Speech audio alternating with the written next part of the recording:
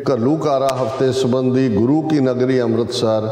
ਹੁਣ ਤੋਂ ਹੀ ਫੌਜੀ ਛਾਉਣੀ 'ਚ ਤਬਦੀਲ। 20 ਥਾਵਾਂ ਦੇ ਉੱਤੇ ਉਹਨਾਂ ਨੇ ਬੈਰੀਕੇਡ ਲਾਏ ਨੇ ਥਾਂ ਦੇ ਉੱਤੇ, ਔਰ ਉਹਨਾਂ ਦੇ ਵਿੱਚ ਜਿਹੜੇ ਹਥਿਆਰਬੰਦ ਪੰਜਾਬ ਪੁਲਿਸ ਤੋਂ ਬਿਨਾਂ ਨੀਮ ਸੁਰੱਖਿਆ ਦਲ ਜਿਨ੍ਹਾਂ 'ਚ BSF ਹੈ, CRP ਹੈ, RP ਹੈ, SOG ਕਮਾਂਡੋ ਨੇ, ਸਪੈਸ਼ਲ ਕਮਾਂਡੋ ਦਿੱਲੀ ਤੋਂ ਲਿਆਂਦੇ ਨੇ, ਇਹ ਨਾਕਿਆਂ ਦੇ ਉੱਤੇ ਉਹਨਾਂ ਨੇ ਬਿਠਾ ਦਿੱਤੇ ਨੇ। ਸ਼ਹਿਰ ਦੇ ਆਲੇ ਦੁਆਲੇ ਉਹਨਾਂ ਨੇ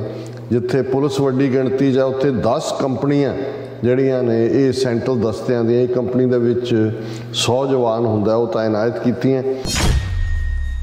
ਉਹਨਾਂ ਨੇ ਵਾਰਨ ਕੀਤਾ ਹੈ ਕਿ ਜੀ ਕੋਈ ਵੀ ਨਾਕਿਆਂ ਤੋਂ ਜਿਹੜੀ ਆਪਣੀ ਵਹੀਕਲ ਭਜਾਉਣ ਦੀ ਕੋਸ਼ਿਸ਼ ਨਾ ਕਰੇ, ਨਹੀਂ ਤਾਂ ਗੋਲੀ ਮਾਰ ਦਿੱਤੀ ਜਾਏਗੀ।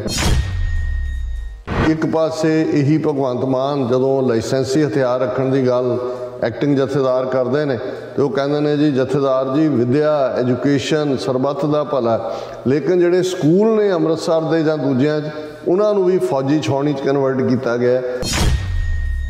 ਇਹਨਾਂ 38 ਸਾਲਾਂ 'ਚ ਇੱਕ ਵੀ ਮੌਕਾ ਐਸਾ ਨਹੀਂ ਹੈ ਕਿ ਘੱਲੂਘਾਰਾ ਹਫ਼ਤੇ ਦੇ ਮੌਕੇ ਅੰਮ੍ਰਿਤਸਰ ਦੇ ਵਿੱਚ ਕੋਈ ਵਾਇਲੈਂਸ ਹੋਈ ਹੋਏ। ਜਦੋਂ ਅਸੀਂ 38ਵੀਂ ਘੱਲੂਘਾਰੇ ਦੀ ਯਾਦ ਮਨਾਉਣ ਜਾ ਰਹੇ ਹਾਂ, ਜੇ ਇੱਕ ਹਫ਼ਤਾ ਇਹਦੇ ਵਿਚਾਲੇ ਪਿਆ ਔਰ ਕਿਵੇਂ ਪੰਜਾਬ ਨੂੰ ਇਨ ਜਨਰਲ ਔਰ ਅੰਮ੍ਰਿਤਸਰ ਨੂੰ ਇਨ ਪਾਰਟਿਕੂਲਰ ਫੌਜੀ ਛਾਉਣੀ ਦੇ ਵਿੱਚ ਬਦਲ ਦਿੱਤਾ ਗਿਆ ਹੈ।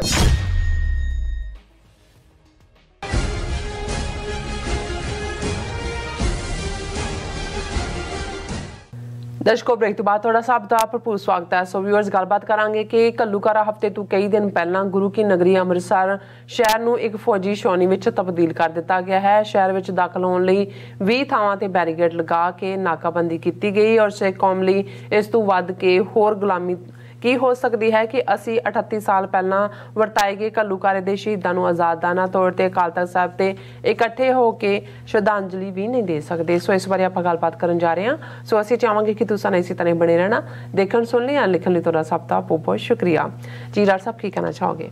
ਦੇਖੋ, ਕੱਲ ਦੇ ਪ੍ਰੋਗਰਾਮ 'ਚ ਅਸੀਂ ਆਸਟ੍ਰੇਲੀਆ ਤੋਂ ਵੀਰ ਨਵਰੂਪ ਸਿੰਘ ਹੋਰਾਂ ਦੀ ਲਿਖਤ ਜਿਹਦੇ 'ਚ ਉਹਨਾਂ ਨੇ ਇਹ ਜ਼ਿਕਰ ਕੀਤਾ ਸੀ ਕਿ ਕਿਵੇਂ ਸਿੱਖਾਂ ਔਰ ਮੁਸਲਮਾਨਾਂ ਦੀ ਨਸਲਕੁਸ਼ੀ ਜਿਹੜੀ ਹੈ ਉਹ ਸਿਰ ਤੇ ਉਹਦੀ ਨਸਲਕੁਸ਼ੀ ਦੀ ਤਲਵਾਰ ਸਿਰ ਤੇ ਮੰਡਰਾ ਰਹੀ ਹੈ। ਅੱਛਾ। ਕਿਉਂਕਿ ਇਸ ਵੇਲੇ ਜਿਸ ਕਿਸਮ ਦੀ ਆਰਥਿਕ ਮੰਦਹਾਲੀ ਹੈ ਭਾਰਤ ਦੀ, ਔਰ ਇਸ ਤੋਂ ਪਹਿਲਾਂ ਕਿ ਇਸ ਦਾ ਹਸ਼ਰ ਸੋਵੀਅਤ ਯੂਨੀਅਨ ਔਰ ਯੂਗੋਸਲਾਵੀਆ ਵਾਂਗ ਹੋਏ ਔਰ ਉਹਦੇ 'ਚੋਂ ਖਾਸ ਤੌਰ 'ਤੇ ਸਿੱਖ ਕੌਮ ਜਾਂ ਕਸ਼ਮੀਰੀ ਆਪਣਾ ਜਿਹੜਾ ਹੈ ਉਹ ਮੁਲਕ ਕੱਢ ਸਕਣ, ਉਸ ਤੋਂ ਪਹਿਲਾਂ ਹੀ ਉਹਨਾਂ ਨੂੰ ਸਬਕ ਸਿਖਾ ਕੇ ਜਿਹੜਾ ਉਹ ਉਸ ਕਿਸਮ ਦਾ ਕਮਜ਼ੋਰ ਕਰ ਦੇਣਾ ਚਾਹੁੰਦੇ ਨੇ ਤਾਂ ਕਿ ਇਹਨਾਂ ਦੀ ਮੰਦਹਾਲੀ ਦੇ ਹਾਲਤ 'ਚ ਵੀ ਇਹ ਆਪਣਾ ਉਸ ਕਿਸਮ ਦਾ ਹੀ ਜਿਹੜਾ ਹੈ ਇਸ ਜ਼ਰਜ਼ਰੇ ਬੇੜੇ ਨੂੰ ਕਾਇਮ ਰੱਖ ਸਕਣ। ਉਸ ਨੂੰ ਸਾਡੇ ਬਹੁਤ ਸਾਰੇ ਦਰਸ਼ਕਾਂ ਵੱਲੋਂ ਸਰਾਹਿਆ ਗਿਆ, ਬਹੁਤ ਸਾਰੀਆਂ ਲਿਖਤਾਂ ਵੀ ਆਈਆਂ ਨੇ ਕਿ ਇਹ ਇੱਕ ਵਿਜ਼ਨਰੀ ਜਿਸ ਨੂੰ ਥਾਟ ਅਸੀਂ ਕਹਿੰਦੇ ਹਾਂ ਉਹ ਹੈ, ਔਰ ਸਿੱਖ ਕੌਮ ਨੂੰ ਗੰਭੀਰਤਾ ਦੇ ਨਾਲ ਬਜਾਏ ਕਿ ਅੱਜ ਸਾਡਾ ਇੱਕ ਵੱਡਾ ਤਬਕਾ ਜਿਹੜਾ ਪੰਥ ਨੂੰ ਪਿਆਰ ਕਰਨ ਵਾਲਾ ਉਹ ਸੋਸ਼ਲ ਮੀਡੀਆ 'ਤੇ ਹੀ ਇੱਕ ਦੂਸਰੇ ਨੂੰ ਜਵਾਬ ਦੇ ਕੇ ਜਾਂ ਕੁਛ ਹਾਲਤਾਂ 'ਚ ਜਿਹੜਾ ਉਹ ਵੰਗਾਰ ਕੇ ਉਹ ਸਮਝਦਾ ਵੀ ਉਹ ਆਪਣੀ ਡਿਊਟੀ ਪੂਰੀ ਕਰ ਰਹੇ ਨੇ। ਲੇਕਿਨ ਸਾਨੂੰ ਇਹ ਸਮਝਣਾ ਚਾਹੀਦਾ ਹੈ ਕਿ ਚੈਲੰਜ ਬਹੁਤ ਗੰਭੀਰ ਹੈ, ਔਰ ਜਦੋਂ ਚੈਲੰਜ ਗੰਭੀਰ ਹੁੰਦੇ ਨੇ ਉਹ ਨਾ ਤੁਸੀਂ ਵਿਉਂਤਬੰਦੀ ਕਦੇ ਪਬਲਿਕਲੀ ਡਿਸਕਸ ਕਰਦੇ ਹੋ, ਨਾ ਤੁਸੀਂ ਐਮੋਸ਼ਨ ਦੇ ਬਹਾਅ ਦੇ ਵਿੱਚ ਕੋਈ ਫੈਸਲੇ ਲੈਂਦੇ ਹੋ, ਨਾ ਹੀ ਤੁਸੀਂ ਤੁਰਤ ਫੁਰਤ ਕੋਈ ਜਿਹੜਾ ਇਸ ਕਿਸਮ ਦਾ ਕਿ ਦੇਖ ਲਾਂਗੇ ਚੱਕ ਦਿਆਂਗੇ ਅਸੀਂ ਪਹਿਲਾਂ ਉਹਨੂੰ ਆਹ ਕਰਤਾ ਸੀ ਉਹ ਕਰਤਾ ਸੀ। ਨਹੀਂ ਹੈ, ਇਹ ਸਾਨੂੰ ਦੇਖਣਾ ਪਏਗਾ ਕਿ ਭਾਈ ਇਹ ਸਾਡਾ ਦੁਸ਼ਮਣ। ਤੁਸੀਂ ਦੇਖੋ ਕਿ ਕਿੰਨੀ ਵੱਡੀ ਵਿਕਟਰੀ ਕਿਸਾਨ ਅੰਦੋਲਨ ਨੇ ਪੰਥ ਦੀ ਝੋਲੀ ਪਾਈ। ਕੁੱਲ ਦੁਨੀਆ ਨੇ ਦੇਖਿਆ ਕਿ ਕਿਵੇਂ ਜਿਹਨੂੰ ਇਹ ਸਿਰਫ 2% ਪਹਿਲਾਂ ਕਹਿ ਕੇ ਫਿਰ ਪੰਜਾਬ 'ਚ ਵੀ ਇੱਕ ਛੋਟਾ ਤਬਕਾ ਔਰ ਭਾਰਤ ਦੇ ਕਿਸਾਨ ਤਾਂ ਕੋਈ ਨਾਲ ਨਹੀਂ ਨੇ, ਔਰ ਇਹੀ ਨਹੀਂ ਉਹਨਾਂ ਨੇ ਕਿਵੇਂ ਡਿਮੋਨਾਈਜ਼ ਕੀਤਾ, ਕਿਸ ਕਿਸਮ ਦੇ ਅਲਫਾਜ਼ ਉਹਨਾਂ ਨੇ ਇਸਤੇਮਾਲ ਕੀਤੇ, ਕਿਵੇਂ ਹਰ ਚੀਜ਼ ਜਿਹੜੀ ਹੈ ਉਹ ਸਾਜ਼ਿਸ਼ ISI ਪਾਕਿਸਤਾਨ ਬਾਹਰ ਦਹਿਸ਼ਤਗਰਦੀ ਔਰ ਉਹ ਸਾਰੇ ਨੂੰ। ਇਹੀ ਨਹੀਂ ਜੇ ਐਨਵਾਇਰਨਮੈਂਟਲਿਸਟ ਬੱਚੀ ਉੱਥੇ ਦੀਕਸ਼ਾ ਜਾਂ ਬਾਹਰ ਜਿਹੜੀਆਂ ਕੋਈ ਆਵਾਜ਼ ਬਾਹਰਲੀਆਂ ਸੈਲੀਬ੍ਰਿਟੀਜ਼ ਦੀ ਨਿਕਲੀ ਤੇ ਕਿਵੇਂ ਇਹਨਾਂ ਨੇ ਬਿਲਕੁਲ ਇੱਕ ਕੈਂਪੇਨ ਕਰਕੇ ਉਹਨਾਂ ਨੂੰ ਟਰੋਲ ਕੀਤਾ। ਜੇ ਬਾਹਰਲੇ ਪੋਲੀਟੀਸ਼ੀਅਨਸ ਨੇ, ਜਸਟਿਨ ਟਰੂਡੋ ਜਾਂ ਅਮਰੀਕਨ ਕਾਂਗਰਸਮੈਨ ਜਾਂ ਬ੍ਰਿਟਿਸ਼ ਪਾਰਲੀਮੈਂਟ ਦੇ ਵਿੱਚ ਆਵਾਜ਼ ਉੱਠੀ ਤੇ ਇਹਨਾਂ ਨੇ ਕਿਵੇਂ ਜਿਹੜਾ ਵੈਨਮਸਲੀ ਉਸ ਸਾਰੇ ਨੂੰ ਨੈਗੇਟ ਕੀਤਾ। ਲੇਕਿਨ ਇੰਨੀ ਨੈਗੇਟਿਵਿਟੀ, ਇੰਨਾ ਵੈਨਮਸ ਮਾਹੌਲ ਕ੍ਰੀਏਟ ਕਰਕੇ ਈਵਨ ਜਿਨ੍ਹਾਂ ਨੂੰ ਤੁਸੀਂ ਯੂ ਟਰਨ ਲੈਣ ਵਾਲੇ ਕਹਿੰਦੇ ਹੋ, ਯੂ ਟਰਨ ਲੈਣ ਲਈ ਵੀ ਤੁਸੀਂ ਥੋੜੀ ਜਿਹੀ ਖੁੱਲੀ ਥਾਂ ਦੇਖਦੇ ਹੋ ਕਿ ਭਾਈ ਜਾ ਕੇ ਤੁਸੀਂ ਗੱਡੀ ਮੋੜਨੀ ਹੈ, ਪਰ ਇਹਨਾਂ ਨੇ ਉੱਥੋਂ ਹੀ ਯੂ ਟਰਨ ਇਨੀ ਪੂਰੀ ਬੈਕ ਗੇਅਰ ਲਾ ਕੇ ਕਿਵੇਂ ਆ ਕੇ ਜਿਹੜਾ ਮੋਦੀ ਗੁਰੂ ਨਾਨਕ ਸਾਹਿਬ ਦੇ ਪ੍ਰਕਾਸ਼ ਪੁਰਬ ਦੇ ਮੌਕੇ ਹੱਥ ਜੋੜ ਕੇ ਟੀਵੀ ਤੇ ਖਲੋ ਕੇ ਮਾਫੀ ਮੰਗ ਕੇ ਤਿੰਨੋਂ ਖੇਤੀ ਕਾਨੂੰਨ ਵਾਪਸ ਲੈਂਦਾ। ਉਦੋਂ ਹੀ ਮੈਨੂੰ ਇਹ ਖੁੜਕਿਆ ਸੀ, ਮੈਂ ਕਿਹਾ ਵੀ ਇਹ ਤਾਂ ਬਹੁਤ ਖਤਰਨਾਕ ਹੈ। ਇਹ ਤਾਂ ਇਹ ਨਹੀਂ ਕਿ ਵੀ ਸਾਰਿਆਂ ਨੂੰ ਸਮਝ ਨਹੀਂ ਹੈ, ਲੇਕਿਨ ਮੈਂ ਕਿਹਾ ਵੀ ਸਾਡਾ ਵੱਡਾ ਤਬਕਾ ਤਾਂ ਭਾਵੁਕਤਾ 'ਚ ਬਹਿਣ ਵਾਲਾ। ਔਰ ਉਹੀ ਗੱਲ ਹੋਈ ਕਿ ਭਾਈ ਉਹਨੂੰ ਲੈ ਕੇ ਫਿਰ ਦਿੱਲੀ ਤੋਂ ਭੰਗੜੇ ਪਾਉਂਦੇ ਜਿੱਤ ਗਏ ਆਏ। ਹੁਣ ਬਹੁਤਿਆਂ ਨੂੰ ਲੱਗਦਾ ਸੀ ਕਿ ਵੀ ਪੰਜਾਬ ਦੇ ਵਿੱਚ ਉਹ ਮਾਹੌਲ ਬਣ ਗਿਆ, ਬੀਜੇਪੀ ਕਿੰਨੀ ਐਕਸਪੋਜ਼ ਹੋਈ ਹੈ। ਉਹਨਾਂ ਦੇ ਈਵਨ ਸਟੇਟ ਲੈਵਲ ਦੇ ਲੀਡਰ ਕਈਆਂ ਦੀਆਂ ਪੈਂਟਾਂ ਪਾੜ ਕੇ ਉਹਨਾਂ ਨੂੰ ਅੱਧ ਨੰਗਿਆਂ ਕਰਕੇ ਬੇਇੱਜ਼ਤ ਕੀਤਾ ਗਿਆ। ਕੋਈ ਉਹਨਾਂ ਦੇ ਨਾਲ ਈਵਨ ਪੰਜਾਬ ਦਾ ਹਿੰਦੂ ਆੜਤੀਆ ਜਾਂ ਦੂਜਾ ਜਿਹੜਾ ਉਹਨਾਂ ਦਾ ਵੋਟ ਬੈਂਕ ਹੈ, ਈਵਨ ਉਹਨਾਂ 'ਚੋਂ ਵੀ ਕਿਸੇ ਨੇ ਬਹੁਤੀ ਆਵਾਜ਼ ਨਹੀਂ ਕੱਢੀ ਕਿ ਜੀ ਬਿਲਕੁਲ ਬੀਜੇਪੀ ਵੀ ਆਈਸੋਲੇਟ ਹੋ ਗਈ। ਔਰ ਇਹ ਵੀ ਹੋਪ ਸੀ ਕਿ ਜੀ ਇਹ ਜਿਹੜਾ ਹੁਣ ਇੱਕ ਲੀਡਰਸ਼ਿਪ ਐਮਰਜ, ਹਾਲਾਂ ਲੀਡਰਸ਼ਿਪ ਦੇ ਉੱਤੇ ਜਿਹੜੀ ਹੈ ਤਨਕੀਦ ਤਾਂ ਹੋ ਰਹੀ ਸੀ, ਕਾਮਰੇਡੀ ਵੀ ਦੂਜੀ ਵੀ, ਇਹ ਵੀ ਸਾਨੂੰ ਪਤਾ ਸੀ ਕਿ ਇਹਨਾਂ 'ਚੋਂ ਕੋਈ ਖਾਲਿਸਤਾਨ ਤਾਂ ਨਿਕਲਣ ਵਾਲਾ ਨਹੀਂ ਹੈ, ਪਰ ਫਿਰ ਵੀ ਇਹ ਲੱਗਦਾ ਸੀ ਵੀ ਕਿਸੇ ਨਾ ਕਿਸੇ ਲੈਵਲ ਤੇ ਘੱਟੋ ਘੱਟ ਇੱਕ ਕਿਸਾਨੀ ਨੈਰੇਟਿਵ ਹੀ ਸਹੀ, ਇਕਨੋਮਿਕਲ ਇਸ਼ੂ ਦੇ ਉੱਤੇ ਹੀ ਸਹੀ, ਕੋਈ ਨਾ ਕੋਈ ਜਿਹੜਾ ਉਹ ਆਪਣੀ ਧਿਰ ਪੰਜਾਬ ਦੇ ਵਿੱਚ ਜਿਹੜੀ ਇਹ ਟ੍ਰੈਡੀਸ਼ਨਲੀ ਜਿਨ੍ਹਾਂ ਨੂੰ ਏਜੰਸੀਆਂ ਰਨ ਕਰਦੀਆਂ, ਉਹ ਕਾਂਗਰਸ ਹੋਏ, ਬੀਜੇਪੀ ਹੋਏ,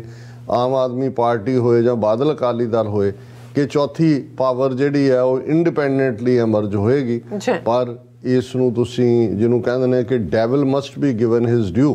ਕਿ ਭਾਈ ਕਿਵੇਂ ਇਹਨਾਂ ਸ਼ੈਤਾਨਾਂ ਨੇ ਉਸ ਸਿਚੁਏਸ਼ਨ ਨੂੰ ਮੈਨੇਜ ਕੀਤਾ,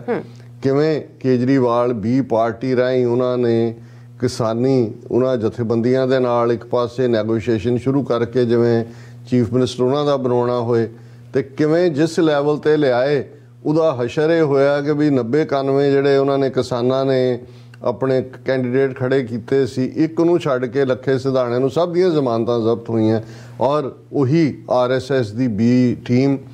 ਨੈਸ਼ਨਲਿਸਟ ਏਜੰਡੇ ਵਾਲੀ, ਤਿਰੰਗੇ 'ਚ ਲਪੇਟਣ ਵਾਲੇ ਕੇਜਰੀਵਾਲ ਐਂਡ ਕੰਪਨੀ, ਉਹ ਜਿਹੜੀ ਹੈ ਉਹਨਾਂ ਦੇ ਹੱਥ 'ਚ ਪਾਵਰ ਆ ਗਈ। ਹੁਣ ਇਹ ਇਸ ਤੋਂ ਹੀ ਸਾਨੂੰ ਅੰਦਾਜ਼ਾ ਹੋ ਜਾਣਾ ਚਾਹੀਦਾ ਵੀ ਅਸੀਂ ਕਿੰਨੀ ਇਨਵੈਸਟਮੈਂਟ ਕੀਤੀ ਕਿਸਾਨ ਮੂਵਮੈਂਟ ਤੇ, ਕਿੰਨੀ ਜ਼ਿਆਦਾ ਭਾਵੁਕਤਾ, ਕਿਸ ਤਾਕਤ ਦੇ ਨਾਲ ਅਸੀਂ ਜਿਹੜਾ ਆਪਣੀ ਦੁਨੀਆ ਭਰ ਦੇ ਵਿੱਚ ਪਛਾਣ ਵੀ ਬਣਾਈ। ਲੇਕਿਨ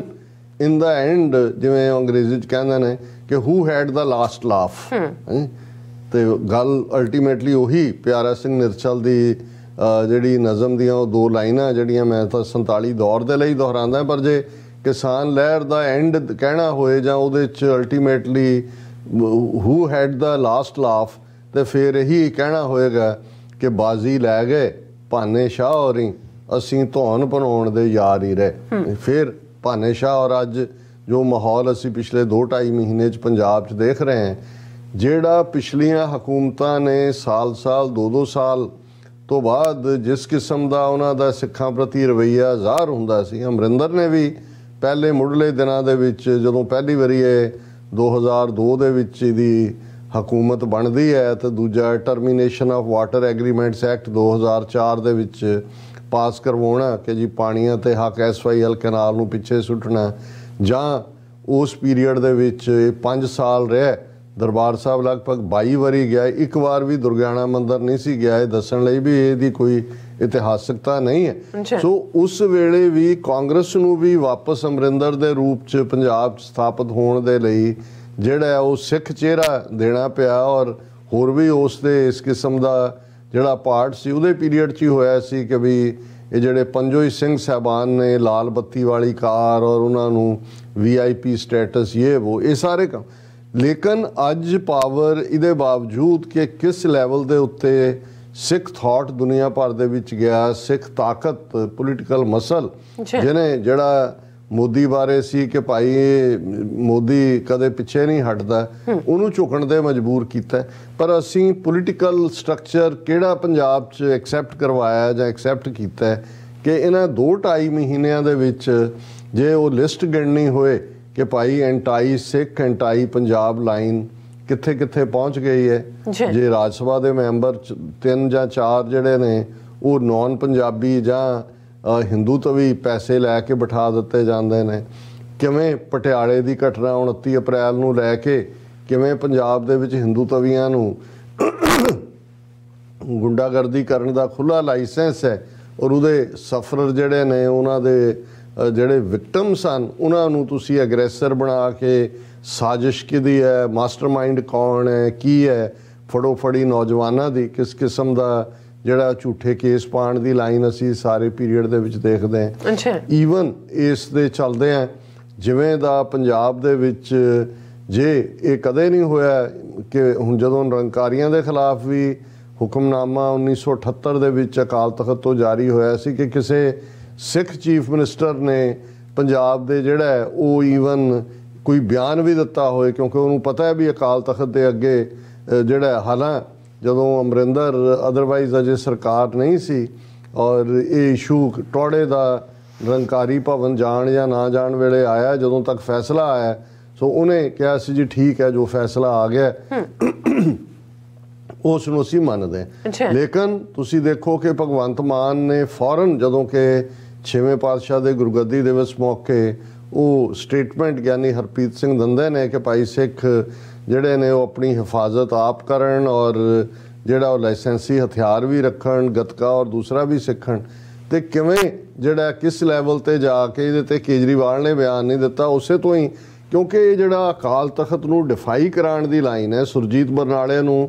ਐਵੇਂ ਨਹੀਂ ਸੀ ਉਹਨਾਂ ਨੇ ਕਾਂਗਰਸ ਨੇ ਸਪੋਰਟ ਦੇ ਕੇ ਪੰਜਾਬ ਦੇ ਵਿੱਚ ਰੱਖਿਆ ਔਰ ਉਹਦੇ ਤੋਂ ਹੀ ਜੇ 29 ਅਪ੍ਰੈਲ 1986 ਨੂੰ ਖਾਲਿਸਤਾਨ ਦਾ ਐਲਾਨਨਾਮਾ ਹੁੰਦਾ ਪੰਜਾਬ 'ਚ ਬਰਨਾਲੇ ਦੀ ਸਰਕਾਰ ਸੀ ਔਰ 30 ਅਪ੍ਰੈਲ ਨੂੰ ਸਪੈਸ਼ਲ ਕਮਾਂਡੋ ਦਿੱਲੀ ਤੋਂ ਜਿਹੜੇ ਨੇ ਉਹ ਪਹੁੰਚਦੇ ਨੇ ਔਰ ਬਰਨਾਲੇ ਦੇ ਹੁਕਮਾਂ ਥੱਲੇ ਦਰਬਾਰ ਸਾਹਿਬ ਦੇ ਅੰਦਰ ਦੂਸਰੀ ਵਾਰ ਜੂਨ 84 ਤੋਂ ਬਾਅਦ ਬੇਅਦਬੀ ਹੁੰਦੀ ਹੈ, ਐਂਟਰ ਕਰਦੇ ਨੇ, ਅਖੰਡ ਪਾਠ ਖੰਡਿਤ ਕੀਤੇ ਜਾਂਦੇ ਨੇ, ਕਿਲਿੰਗਸ ਵੀ ਅੰਦਰ ਹੁੰਦੀਆਂ ਨੇ।